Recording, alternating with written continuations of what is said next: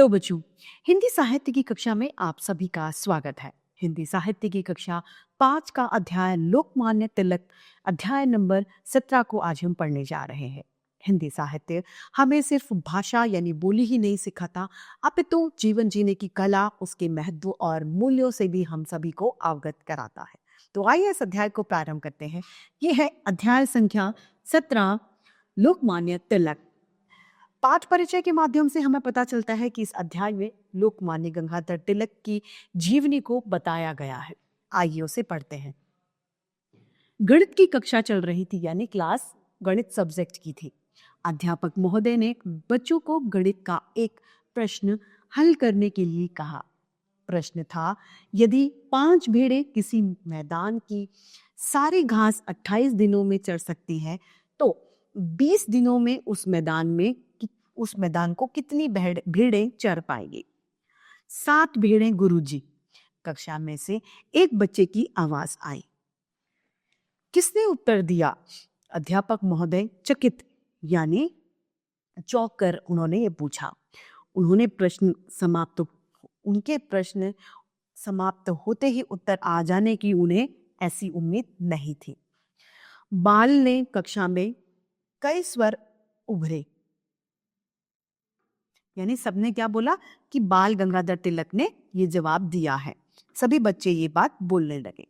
इतना सुनते ही अध्यापक महोदय ने बाल के समीप पहुंचकर उनकी कॉपी उठा ली। पर यह क्या, उसने कॉपी पे तो सवाल किया ही नहीं था। उन्होंने उससे पूछा, तुमने प्रश्न को कहाँ लिखकर हल किया? बाल ने शरारती यानी नटखटी अंदाज में उनकी उंगली का इशारा करते हुए बताया कि इस मस्तिष्क में यानी दिमाग में गुरुजी मैंने इस सवाल को हल किया। मैंने सॉल्यूशन कहाँ से निकाला? दिमाग में कैलकुलेट करके। अध्यापक ने उससे कहा, लेकिन तुम्हें कॉपी पर प्रश्न लिखकर हल करना चाहिए था।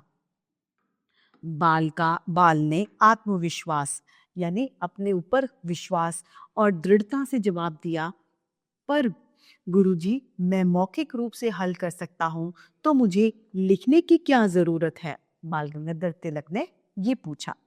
इस पर अध्यापक महोदय ने कहा, ठीक है कहते हुए चले गए। जानते हो बाल कौन थे? वे थे केशव गंगाधर तिलक, जिन्हें बचपन में प्यार से सब बाल कहकर पुकारते थे। बड़े होने पर उनकी गिनती महान स्वतंत्रता संग्राम सेनानी और समाज सुधारकों के रूप में होने लगी। लोगों ने उन्हें बहुत सम्मान दिया और वे उन्हें लोकमान्य तिलक के नाम से पुकारने लगे। लोकमान्य तिलक का जन्म 23 जुलाई 1856 को महाराष्ट्र के रत्नागिरी जिले में चिखली नामक गांव में हुआ था। उनके पिता श्री गंगाधर तिलक अध्यापक और संस्कृत के विद्वान यानी ज्ञानी थे। उनकी माता का नाम पार्वती बाई था। लोकमान्य तिलक शिक्षा को स्वतंत्रता का आधार मानते थे। उन्होंने अपने कुछ मित्रों के साथ डेक्कन एजुकेशन सोसाइटी की स्थापना की थी। इस सोसाइटी के अधीन 2 शिक्षण संस्थान, माध्यमिक शिक्षा और न्यू इंग्लिश स्कूल और उच्च शिक्षा के लिए फर्गुसन कॉलेज खोले गए। लोकमान्य तिलक ये मानते थे कि जनमानस यानी लोग तक पहुंचने के लिए समाचार पत्र प्रभावशाली माध्यम है, यानी सभी लोगों को कोई विचार पहुंचाने के लिए, सभी तक अपनी बात पहुंचाने के लिए समाचार पत्र सही साधन है। इसी उद्देश्य से उन्होंने 2 साप्ताहिक समाचार पत्र यानी जो सप्ताह में प्रकाशित होते हों ऐसे समाचार पत्र चलाए। ये समाचार पत्र थे मराठी भाषा में छपने वाला केसरी और अंग्रेजी भाषा में छपने वाला मराठा। इन समाचार पत्रों में न केवल भारतीय समाज की दुर्दशा यानी जो बुरी दशा भारतीय समाज की थी वो होती थी, बल्कि उनके मन में जोश भरने वाले भी लेख हुआ करते थे। इन समाचार पत्रों ने भारत में सोए हुए युवाओं को झकझोरने का काम किया, यानी उनको जगाने का, उनको हिलाने का काम कर दिया। इस प्रकार लोकमान्य तिलक ने अंग्रेजी सरकार के विरुद्ध यानी अंग्रेजी सरकार के खिलाफ लोहा लेना, उनसे लड़ाई लड़नी शुरू कर दी। लोकमान्य तिलक ने भारत की जनता को आह्वान करते हुए नारा दिया, यानी उन्होंने जनता को बुलाते हुए कहा कि स्वराज्य मेरा जन्मसिद्ध अधिकार है, स्वतंत्रता मेरा जन्मसिद्ध अधिकार है और मैं इस स्वतंत्रता को लेकर ही रहूंगा। लोकमान्य तिलक न केवल अंग्रेजी शासक के विरुद्ध उन्होंने आवाज उठाई, बल्कि उन्होंने समाज सुधारक की भूमिका भी निभाई। समाज में जो कुरीतियां फैली थी, उन्होंने उसका जमकर विरोध किया। बाल विवाह जैसी जो बुरी प्रथाएं थी, उनके रोकथाम के लिए उन्होंने आंदोलन चलाए।